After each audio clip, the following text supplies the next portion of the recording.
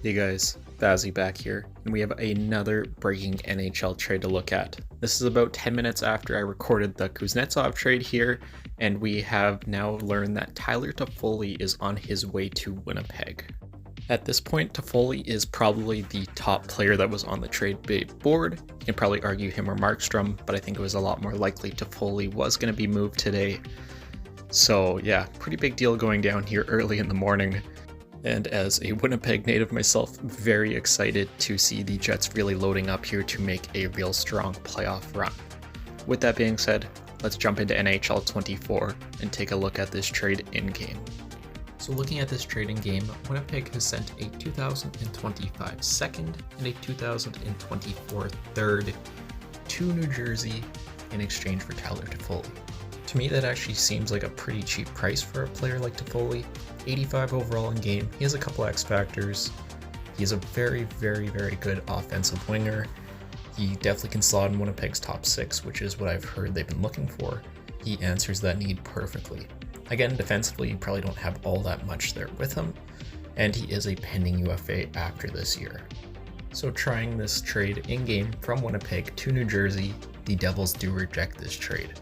Just like normal, I'll force it through, and we'll take a look at the lines for both of these teams.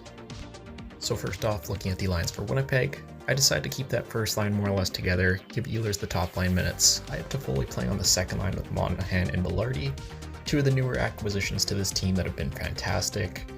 Even that third line, even the fourth line, it's a very stacked forward core here in Winnipeg. And defensively, again, nothing here would have changed at all. And then obviously in the net, you have probably the best goalie in the world at the moment, that being Connor Hellebuyck, backed up by Bressois. And then switching over to the New Jersey Devils here, again, they still have a pretty good forward core for the most part. Obviously, they're probably as a whole there, having Nathan Bastian playing up so high. Not the end of the world. I guess the Devils really decided to kind of retool and come back stronger next year. Defensively, no changes, and still in the net, they have Vanacek and Schmid. And then just in closing, like normal, I want to give my opinions on this trade, and I absolutely love it for the Winnipeg Jets. Again, I see a lot of their games, probably even more than I do Tampa at this point, just being in the regional market for the Jets. I think this is a huge addition for the team, really being able to add a player like Toffoli to your top 6. Hopefully everything all is good chemistry-wise, you can slide in there with there being no issues. But yeah, I love this trade, and only to give up a second and a third. I know you already gave up your first for Monahan this year, but the return is not too bad at all here for Toffoli. And then looking at it from the New Jersey side of things, again, I know it looks like they're deciding to sell, get rid of some of the pieces, get some assets back. I just think that you probably could have got a little bit more for him. I don't know, maybe the market out there really isn't that high for a player like Toffoli, but I find that rather hard to believe. So overall, it's a good trade getting assets back for a pending UFA, especially if you weren't going to be signing him in the off-season.